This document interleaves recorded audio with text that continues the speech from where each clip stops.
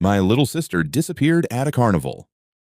And 10 years later, I found her on TikTok. I still remember that night perfectly. The flashing lights, the loud music, the smell of popcorn everywhere.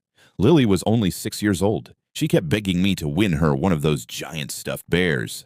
I laughed and told her, after one more ride, worst decision of my life. 1 second, she was standing right beside me holding cotton candy. The next, gone.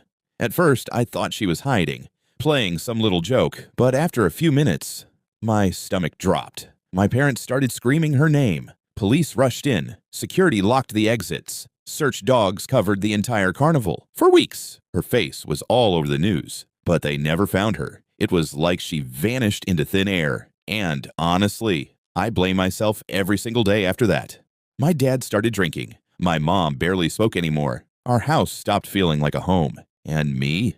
I spent the next 10 years wondering what happened to my little sister. Then one random night, everything changed. I was laying in bed, scrolling TikTok half asleep, when a video stopped me cold. A girl around my age was singing in her car.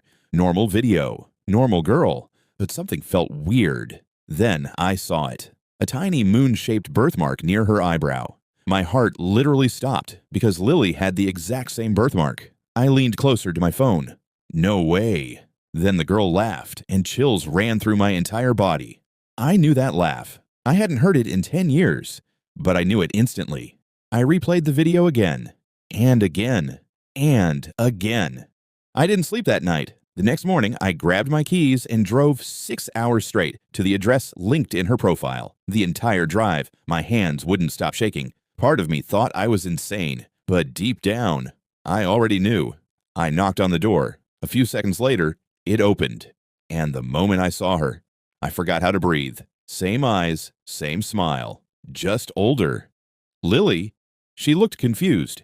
I think you have the wrong person. My chest sank instantly. Then I pulled an old photo from my wallet, a picture of us together at the carnival the day she disappeared.